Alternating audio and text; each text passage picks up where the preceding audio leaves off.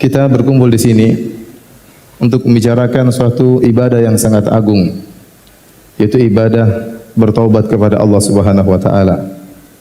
Yang ibadah tersebut bukan hanya diperlukan oleh orang-orang yang tenggelam dalam kemaksiatan.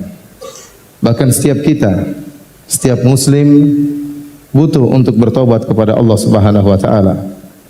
Jangankan kita, bahkan manusia terbaik Rasulullah sallallahu alaihi wasallam, alladzi qad ghufira lahu ma taqaddama min dzambi wa ma ta'akhkhar, yang telah diampuni dosa-dosa yang telah lalu dan yang akan datang.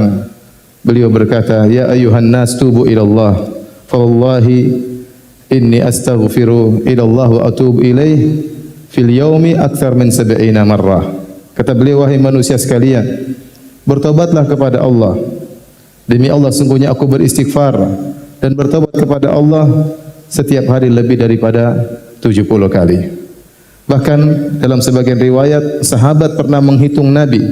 Sekali majelis, sekali duduk, Nabi pernah beristighfar 100 kali. Rabbi ghfirli wa tub alayya innaka antat tawwabur rahim. Ya Rabbku, ampunilah aku dan aku bertobat kepada Engkau. Sungguhnya Engkau adalah Maha penerima taubat dan Maha pengasih lagi Maha penyayang. Dihitung oleh sahabat sampai 100 kali. Jika Nabi SAW yang luar biasa imannya, yang surga tidak akan terbuka kecuali yang mengetuknya Nabi SAW, bertobat sedemikian itu, bagaimana lagi dengan kita? Maka nanti akan saya jelaskan bahwasanya taubat, ya, ini adalah ibadah yang harus dilakukan oleh setiap muslim. Jangan sampai ada yang bertanya, Ustaz, saya kan anak masjid, ngapain saya bertobat? Saya anak masjid, pemuda masjid Al-Azhar, pemuda masjid Rabbanian. Apakah saya harus bertobat? Iya, semua orang harus bertobat kepada Allah Subhanahu wa taala. Sebelum kita menjelaskan tentang kewajiban bertobat, saya ingin menjelaskan tentang keutamaan bertobat. Keutamaan bertobat. Terlalu banyak dalil yang menunjukkan akan keutamaan bertobat, akan agungnya bertobat kepada Allah Subhanahu wa taala. Yang pertama, para hadirin dan hadirat yang dirahmati oleh Allah Subhanahu wa taala, ternyata orang yang sering bertobat itu orang yang dicintai oleh Allah Subhanahu wa taala. Kalau Anda ingin dicintai oleh Allah Subhanahu wa taala, seringlah bertobat kepada Allah Subhanahu wa taala. Al-Imam Ibnu Al-Qayyim rahimahullah pernah berkata, "Laisa sya'nu an tuhib, wa innama sya'nu an tuhab." Bukanlah perkaranya engkau mencintai, tetapi yang lebih penting apakah kau dicintai oleh Allah Subhanahu wa taala. Kita mungkin cinta kepada Allah, tapi apakah cinta kita ternyata dibalas oleh Allah, ataukah cinta kita hanya bertepuk sebelah tangan? Kalau kita ingin dicintai oleh Allah, di antaranya adalah banyak bertobat. Kata Allah Subhanahu wa taala, "Innallaha yuhibbut tawwabin." Sungguhnya Allah mencintai hamba-hambanya yang bertobat. Oleh karenanya hamba-hamba Allah yang sangat beruntung di hari kiamat kelak adalah yang paling banyak beristighfar. Kata Nabi sallallahu alaihi wasallam, "Tuba liman wajada fi sahifatihi istighfaran katsiran." Sungguh beruntung seorang hamba yang dia mendapati dalam catatan amal dia istighfar yang banyak. Beruntung dia. Maka seringlah Anda bertobat kepada Allah Subhanahu wa taala. Ini salah satunya, dengan bertobat kita meraih kecintaan Allah kepada kita. Yang kedua, para hadirin dan hadirat yang dirahmati oleh Allah Subhanahu wa taala, taubat ternyata salah satu sebab untuk masuk surga. Dan ini adalah keutamaan yang selalu saya renungkan, betapa mulianya, betapa baiknya Tuhan kita. Seharusnya seorang kalau bermaksiat kemudian dia bertobat kepada Allah Subhanahu wa taala, harusnya impas, selesai. 0-0, seperti orang bersalah kepada orang lain, dia minta maaf, kemudian selesai. Tetapi tidak demikian. Allah hapuskan dosa-dosanya, Allah kasih bonus, bonusnya masuk surga. Jadi ini tidak terjadi pada makhluk. Apakah ada seorang makhluk manusia kemudian kita bersalah sama dia, kemudian kita datang ke rumahnya, kita bilang, "Ya akhi, ya ukhti, saya punya salah, saya minta maaf sama engkau." Terus dia bilang, "Ya, saya maafkan engkau dan ini mobil hadiah buat kamu." Apa ada seperti itu? Jawabannya enggak mungkin. Tapi Allah tidak demikian. Kalau Anda bertobat kepada Allah Subhanahu wa taala, Allah ampuni dosa-dosa Anda dan Allah kasih bonus masuk surga. Kata Allah Subhanahu wa taala, "Ya ayyuhalladzina amanu tubu ila Allahi taubatan nasuha." Asa rabbukum ayyukaffira ankum sayyi'atikum wa yudkhilakum jannatin tajri min tahtihal anhar. Wahai orang-orang yang beriman, bertaubatlah kepada Allah dengan taubatan nasuha. Niscaya Allah akan menghapuskan dosa-dosa kalian. Apakah titik? Belum, masih ada kelanjutannya. Wa yudkhilakum jannatin tajri min tahtihal anhar. Dan Allah akan masukkan kalian ke dalam surga yang mengalir di bawahnya sungai-sungai. Bayangkan betapa baik Rabb kita, betapa mulianya Rabb kita, betapa karimnya Rabb kita. Seorang bertobat kepada Allah, membangkang kepada Tuhannya, melanggar larangan-larangannya, kemudian dia kembali kepada Allah. Allah ampuni dosa-dosanya, bahkan Allah kasih bonus, Allah masukkan dalam surga Allah Subhanahu wa taala.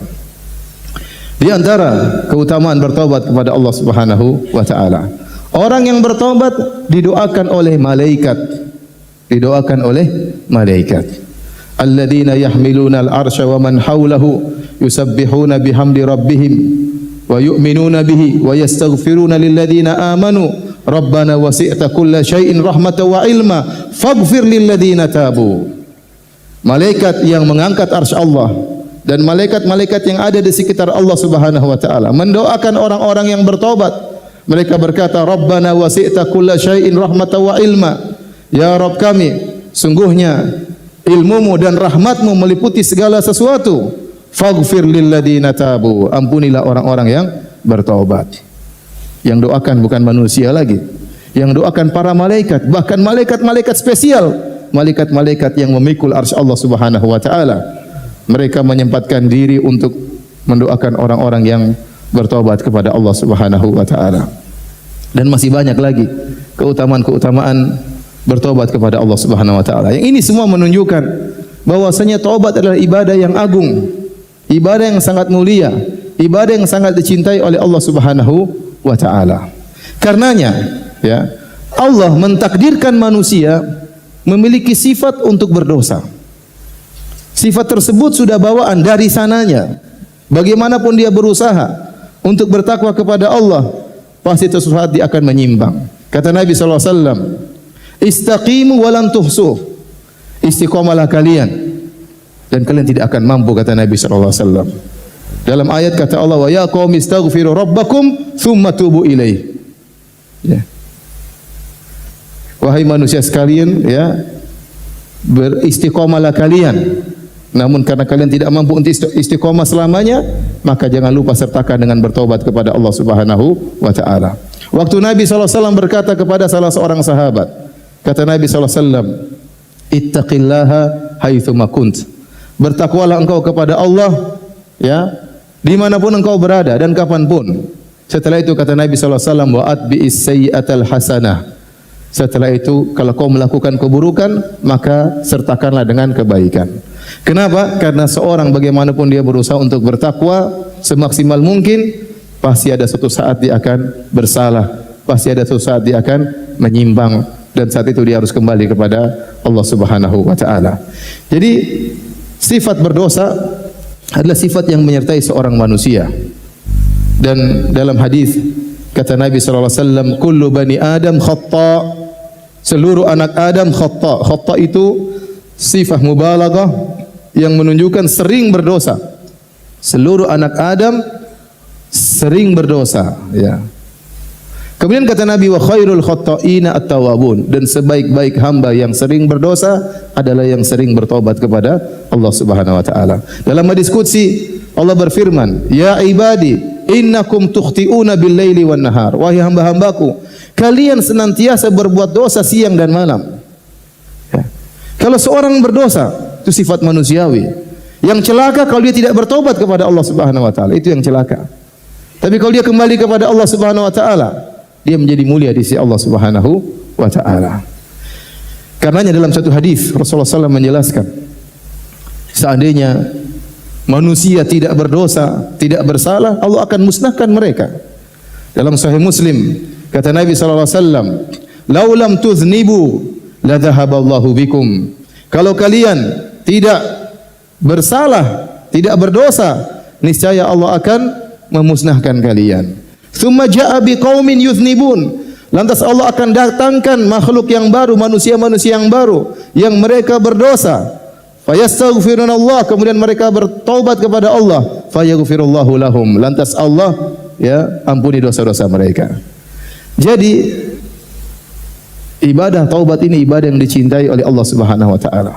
Sehingga Allah mentakdirkan sebagian hamba-hambanya terjerumus dalam kesalahan.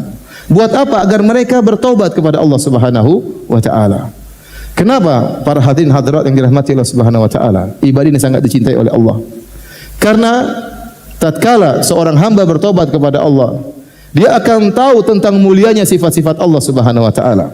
Akan tampak rahasia sifat-sifat Allah yang sangat luar biasa. Nama-nama Allah yang terindah, Asma'ullahul Husna. Di antaranya, dengan dia berdosa, dia tahu Allah adalah Ghaffar, Maha Pengampun lagi Maha Penyayang. Dia tahu. Kalau dia tidak berdosa, dia tidak mengerti tentang makna Al-Ghaffar, Allah Maha Pengampun. Dengan dia berdosa, dia tahu bahwasanya Allah Ar-Rahim, sangat penyayang, lebih sayang daripada seorang ibu terhadap anaknya. Ya, lebih sayang daripada seorang ibu terhadap anaknya. Seorang hamba mungkin bersalah kepada ibunya, mungkin bersalah kepada orang tuanya. Dia minta maaf, orang tuanya tidak maafkan. Terkadang demikian. Terkadang demikian orang tuanya tidak maafkan. Tapi kalau dia minta maaf kepada Allah, dosanya sebesar apapun, sebanyak apapun Allah akan ampuni. Ini bukti bahwasanya Allah lebih sayang kepada hambanya daripada orang tua terhadap anaknya, daripada seorang ibu terhadap putranya.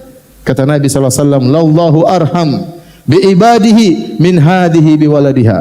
Allah lebih sayang kepada hambanya daripada seorang ibu terhadap anaknya. Nabi mengucapkan hadis ini kapan? Tatkala ada seorang ibu yang kehilangan putranya dalam peperangan, maka dia pun menangis, mencari-cari mana putranya yang hilang. Tiba-tiba setelah dia kehilangan putranya, dia pun mendapati putranya, segera dia dekap, lalu dia susui putranya tersebut, masih bayi. Ini adalah bentuk rasa cinta yang terbesar yang ada di alam semesta. Kasih sayang terbesar di alam semesta adalah kasih sayang seorang ibu terhadap anaknya. Terlebih-lebih lagi dalam kondisi demikian, sang ibu baru saja kehilangan anaknya. Dia cari ke sana ke sini tidak dia temukan, betapa sedihnya. Kemudian tatkala dia temukan anaknya, dia peluk, luar biasa rasa cinta tersebut, kasih sayang tersebut. Saat Nabi melihat kondisi ini, Nabi ingin jelaskan kepada para sahabat, di depan para sahabat. Kata Nabi, "Tidakkah kalian lihat wanita ini? Apakah wanita ini akan melemparkan anaknya di api?" Kata mereka, "Tentu tidak ya Rasulullah." Kata Nabi SAW, "Lallahu arhamu bi ibadihi min hadhihi bi waladiha." Allah lebih sayang kepada hamba-hambanya daripada ibu ini terhadap anaknya. Ya. Dan antum bayangkan makna ini. Kalau kita sebagai orang tua, anak kita ya bersalah, nakal, kita tegur dia membangkang. Ya, dia nakal, mungkin kita sudah jewer, dia masih aja membangkang. Kita udah pukul, dia masih aja membangkang, masih nakal. Kemudian dia kabur dari rumah. Gimana perasaan kita? Kasihan. Kasihan. Kita ingin dia kembali. Kita tunggu dia enggak balik-balik. Sehari, 2 hari, 3 hari, seminggu. Kita sedih memikirkan aneh kemana dia. Dia tidak kembali-kembali. Begitu dia kembali, bagaimana perasaan kita? Sayang atau tidak? Sayang sama dia. Demikian kira-kira walillahil matsalul a'la. Dan perumpamaan kepada Allah lebih tinggi. Kalau ada hamba Allah yang bertobat kembali kepada Allah, Allah sangat sayang kepada dia. Makanya Nabi SAW bersabda, "Lallahu arhamu, lallahu asyaddu farahan bi abdihi hina yatubu ilaihi min ahadikum ala rahilatihi kana bi ardin falatin fanfalatat minhu." Kata Nabi SAW, sungguhnya Allah lebih gembira dengan tobatnya seorang hamba kepada Allah daripada salah seorang dari kalian, dia dengan membawa tunggangannya di padang pasir, fanfalatat minhu, tiba-tiba ontanya tersebut, tunggangannya tadi kabur. Wa 'alaiha ta'amuhu wa syarabuhu. Ternyata di ontanya tersebut bekalnya seluruhnya di situ, makanannya, minumannya di situ. Dia sudah putus asa. Fa ayisa min rahilatihi. Dia pun putus asa dari tunggangannya tadi. Fadhahaba ila dhilli tahti syajarah, maka dia pun pergi ke bawah sebuah pohon, fattaja'a tahta dhilli syajarah, kemudian dia berbaring di bawah naungan sebuah pohon. Dia menunggu kematiannya. Dia sudah putus asa di tengah padang pasir. Apa yang bisa dia lakukan? Makanan tidak ada, minuman tidak ada. Dia berbaring di bawah sebuah pohon menunggu kematian datang secara bertahap. Mulai kehausan, mulai kelaparan, kemudian dia sudah yakin dia akan meninggal dunia. Fa bainama huwa kadzalik, tatkala dia sedang menanti kematiannya, id huwa biha qa'imah, tiba-tiba ontanya tadi datang. Wa 'alaiha ta'amu wa syarabu, ternyata makanan dan minumnya masih lengkap. Maka dia langsung begitu gembiranya, fa akhadha bi khitamiha, lantas dia memegang tali kekang onta tersebut, saking bahagianya dia berkata, Allahumma anta abdi wa ana rabbuk, ya Allah sungguh engkau adalah hambaku dan aku Tuhanmu ya Allah ya. Kata Nabi, akhta'a min syiddatil farah, dia salah ngomong karena saking apa? Gembiranya. Kata Nabi, Allah lebih gembira dengan tobatnya seorang hamba daripada orang ini. Ini menunjukkan betapa luas rahmat Allah Subhanahu wa taala. Dan Anda tidak bisa merasakan hal tersebut kecuali setelah Anda berdosa. Baru Anda tahu bahwasanya Allah masih sayang kepada saya. Allah masih tunjukkan saya kepada jalan kebenaran. Allah masih menyelamatkan saya daripada kehinaan, daripada kenistaan. Setelah bertahun-tahun mungkin saya tenggelam dalam kenistaan. Allah masih sayang kepada saya. Lebih besar kasih sayang Allah daripada seorang ibu terhadap anaknya. Dengan kita terjerumus dalam dosa, dengan adanya ibadah taubat, kita tahu benar nama Allah As-Sittir yang maha menutup dosa-dosa. Betapa sering kita melakukan dosa-dosa, Allah tutup dari pandangan manusia, tidak ada yang tahu. Hanya Allah yang tahu apa yang kita lakukan. Oleh karenanya Ibnu Qayyim rahimahullah berkata, kalau ada orang memuji Anda, ada orang memuji antum, sebenarnya tidak sedang memuji kelebihan antum tentang amal soleh antum, tidak. Orang ini tidak sedang memuji kesolehan Anda. Sesungguhnya orang ini sedang memuji begitu agungnya sifat menutupnya Allah Subhanahu wa taala. Azimi sitrillah alaih. Sungguhnya dia sedang memuji bagaimana agungnya sifat Allah menutupi dosa-dosa Anda. Karena seandainya kalau Allah angkat sitirnya, Allah angkat tutupan tersebut, kemudian orang akan melihat dosa-dosa Anda, maka tidak ada yang menghargai Anda. Apa kata Muhammad bin Wasi' rahimahullahu taala? "Lau kana lidzunub rihun ma jalasa ilayya ahadun." Kalau seandainya dosa-dosa itu ada aromanya, maka tidak seorang pun yang akan mau duduk dengan saya. Tetapi Anda dimuliakan oleh orang, Anda dipuji oleh orang bukan karena amal soleh Anda, tetapi karena agungnya sifat Allah yang telah menutupi dosa-dosa Anda, ya. Sehingga Anda ngerti tentang makna sitir yang maha menutupi. Kemudian dengan seorang berdosa, dia bertobat kepada Allah Subhanahu wa taala, dia tahu tentang nama Allah Al-Halim. Apa itu Al-Halim? Al-Halim itu artinya bisa dia membalas tapi dia tunda. Bisa dia membalas tapi dia tunda. Itu namanya Halim, seorang yang halim. Dia bisa balas tapi dia tunda. Dia maafkan nanti saja. Dia maafkan.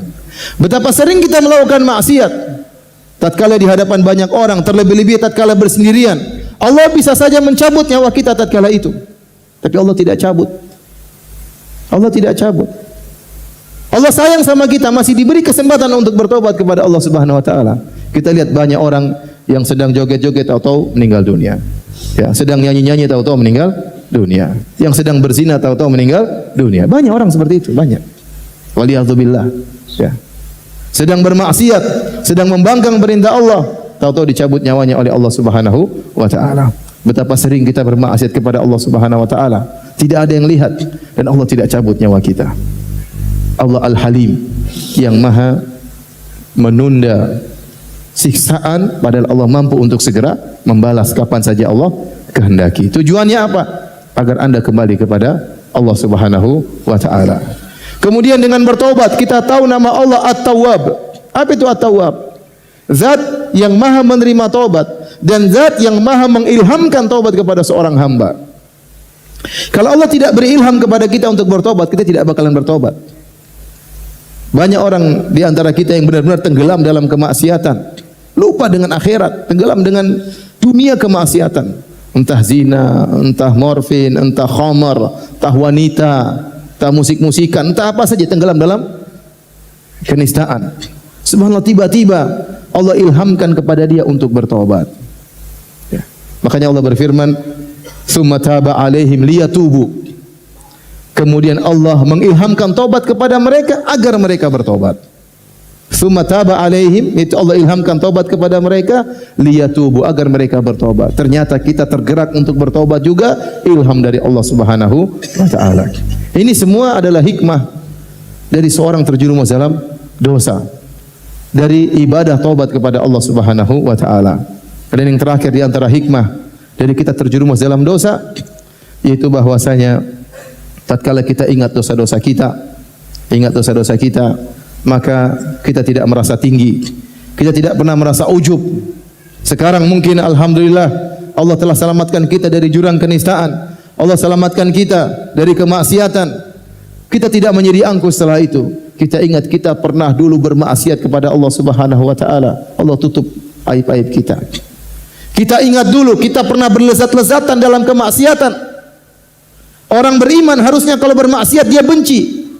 Hatinya gelisah tatkala dia bermaksiat, hatinya berontak. Tapi sebagian kita tatkala bermaksiat bukan hatinya berontak, dia benar-benar berlezat-lezat. Kata Ibnul Qayyim, orang seperti ini butuh dua taubat. Taubat kepada dosanya, taubat kepada berlezat-lezat tatkala sedang bermaksiat. Ya. Jadi dengan kita mengingat hal ini, kita tidak akan ujub. Karena sebagian orang tatkala dia beramal soleh, dia lihat saudara-saudaranya mungkin yang bermaksiat, kemudian dia menghinakan, dia merendahkan, dia merasa dirinya tinggi. Jangan ya akhi, kasihan mereka, doakan mereka. Sebagian kita juga dulu pernah seperti mereka. Sayangi mereka, tarik tangan mereka, ajak mereka untuk mengaji, ajak mereka untuk kembali kepada Allah Subhanahu wa taala. Jangan buat mereka putus asa. Tebarkan rahmat Allah, sampaikan luasnya rahmat Allah Subhanahu wa taala agar mereka bertobat dan kembali kepada Allah Subhanahu wa taala. Para hadirin dan hadirat yang dirahmati oleh Allah Subhanahu wa taala, maka pada kesempatan kali ini agar kita semangat untuk bertobat kepada Allah Subhanahu wa taala, saya ingin jelaskan bahwasanya taubat itu bukan hanya untuk orang-orang yang pendosa, bukan. Bahkan orang yang saleh juga harus bertobat kepada Allah Subhanahu wa taala. Ada tiga hal yang membuat seorang harus bertobat kepada Allah Subhanahu wa taala. Yang pertama, tentunya dosa-dosa. Yang kedua, kurang bersyukur kepada Allah Subhanahu wa taala. Yang ketiga, kurang beribadah sebagaimana yang dituntut oleh Allah Subhanahu wa taala. Ini tiga perkara yang diisyaratkan oleh Ibnul Qayyim rahimahullah dalam kitabnya Madarijus Salikin. Yang pertama, karena dosa-dosa. Siapa di antara kita yang tidak ada dosanya? Contoh dosa yang tersebar, yang kita semua melakukannya, tapi kita remehkan, kita anggap biasa, kita ulang-ulang. Tapi Allah suruh bertobat dari dosa tersebut. Dosa tersebut adalah mengumbar pandangan. Allah sebutkan dalam surat An-Nur. Dan surat tersebut surat Madaniyah, bukan surat Makkiyah. Surat Madaniyah itu turun setelah Nabi berhijrah. Yang diajak berbicara oleh Allah adalah para sahabat yang mulia, orang-orang yang soleh. Berbeda tatkala fase Makkiyah. Surat Makkiyah turun biasanya konteksnya kepada orang-orang musyrikin Arab yang kafir, yang mengingkari hari kebangkitan. Ini surat An-Nur. Dalam surat tersebut Allah mengatakan, "Qul lil mu'minina yaghuddu min absarihim wa yahfadhu furujahum dzalika azka lahum innallaha khabirum bima yasnaun wa qul lil mu'minati yaghuddna min absarihinna wa yahfadna furujahun." Katakanlah kepada lelaki-lelaki beriman, yang Allah panggil orang-orang beriman, agar mereka menundukkan sebagian pandangan mereka dan agar mereka menjaga kemaluan mereka. Itu lebih suci bagi mereka. Sungguhnya Allah khabirum bima yasnaun. Allah Maha mengetahui apa yang mereka lakukan. Lirikan mata mereka Allah tahu. Ya alamu khainatal a'yun. Allah mengetahui pengkhianatan lirikan mata. Jangankan lirikan mata, kata Allah, wa ma tukhfi sudur, apa yang disembunyikan dalam dada manusia Allah tahu. Jadi yakinlah, kalau Anda melirik wanita yang haram untuk dilihat, melihat aurat wanita yang tersingkap, Anda sengaja melihat, maka Allah catat langsung. Jangankan lirikan mata, yang terbetik dalam hati pun Allah catat. Anda dengki, Allah catat. Anda hasad, Allah catat. Suudzon, Anda sombong, dicatat oleh Allah Subhanahu wa taala. Bagaimana lagi dengan gerakan yang terlihat, gerakan mata. Di akhir ayat kata Allah Subhanahu wa taala, "Wa tubu ila Allahi jami'an ayyuhal mu'minun la'allakum tuflihun." Maka hendaknya kalian seluruhnya bertobat kepada Allah, wahai orang yang beriman, Semoga kalian beruntung. Kata Syekh Ibnu Utsaimin rahimahullah, ini ayat menunjukkan wajibnya seorang bertobat dari mengumbar pandangan. Sekarang siapa di antara kita yang bisa selamat dari dosa ini? Selama punya HP ya pasti maksiat. Di jalan-jalan kita lihat maksiat. Iklan HP, HP-nya kecil, ceweknya gede. Iklan apa lagi? Iklan minuman, minumannya kecil, ceweknya apa? Gede. Semuanya cewek sekarang. Kita nggak lihat ya, pasti lihat. Ya. Kalau naik busway atau naik kendaraan umum, suruh tundukkan pandangan. Tundukkan ke bawah lebih parah daripada ke depan parah, bawah lebih parah. Astagfirullah, astagfirullah, lama-lama alhamdulillah. Siapa yang bisa menghindarkan dari dosa pandangan? Lihat HP sekarang menonton ceramah YouTube nih, mau cari Ustadz Firanda YouTube. Sampingnya cewek-cewek. Kanan kiri kan. Astagfirullah, alhamdulillah, astagfirullah. Subhanallah, benar. Kalau dulu orang bilang kalau ingin selamat dari dosa jangan keluar rumah. Dalam rumah saja selamat. Sekarang tidak. Dalam rumah lebih bahaya. Berteman dengan HP. Selama internet jalan, sudah lihat macam-macam. Ya. Terus kita tidak mau bertobat. Wong dosa pandangan saja banyak. Kita lihat tiap hari. Bulan Ramadan kita bermaksiat. Pahala puasa kita kena roaming. Gara-gara kita melihat hal tersebut. Terkadang roaming lokal, terkadang roaming internasional. Tergantung apa yang kita lihat. Belum kita bicara tentang dosa yang lain. Dosa yang berkaitan dengan telinga. Kita mendengar ghibah, namimah, kita mendengar adu domba dia. Kita ikut menyebarkan berita yang mengadu domba, kita menyebarkan berita yang buat orang berprasangka buruk, kita ikut menyebarkan hoaks, dusta. Di bulan Ramadan ikut-ikutan. Belum lisan. Lisan yang kita bicarakan, termasuk yang kita tulis, yang kita komentar. Betapa banyak kita komentar di media sosial. Kita maki-maki, kita tuduh-tuduh, ini semua dosa. Setelah itu mungkin kita delete, tapi malaikat sudah mencatat, terlanjur dicatat malaikat. Mau diapain? Itu bukan dosa, itu dosa. Belum berkaitan dengan hati. Suudzon, merendahkan orang lain, sombong, angkuh. Karena ada kesombongan kita merendahkan orang lain, tidak menghargai orang lain. Siapa sih dia? Itu merendahkan. Itu dosa. La yadkhulul jannata man kana fi qalbihi mithqalu dzarratin min kibr. Tidak masuk surga orang dalam hatinya ada kesombongan meskipun sebesar zarrah.